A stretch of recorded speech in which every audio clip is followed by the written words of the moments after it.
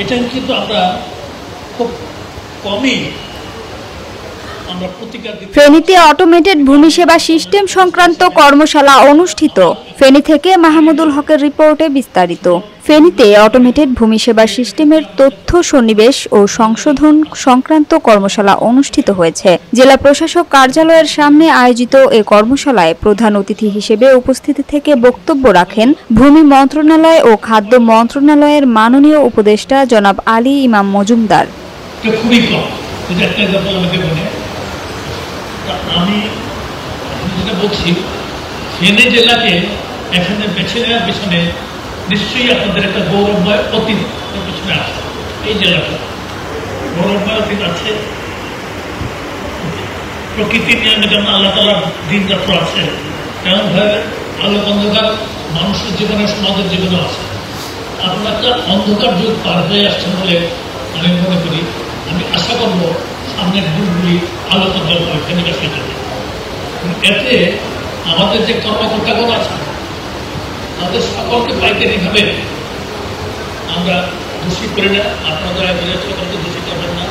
আপনারা খোঁজ খবর নিয়ে ইয়ে করবেন। আপনারা যদি নজরদারি না রাখেন তাহলে এগুলি সফল হবে না, এসব কার্যক্রম সফল হবে না এবং বরং এটা ব্যাখ্যার দূর হতে পারে।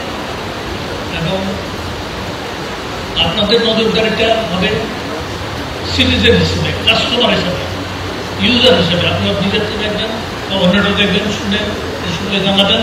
এখানে জেলা প্রশাসক আছেন, তার কাছে জানাবেন, বা একটা থাকবে তার কাছে জানাবেন। যার মাধ্যমে সুবিধা সেটার চেষ্টা করবেন। আর সর্বোপরি যতক্ষণ আমি আছি আমাকেও প্রধান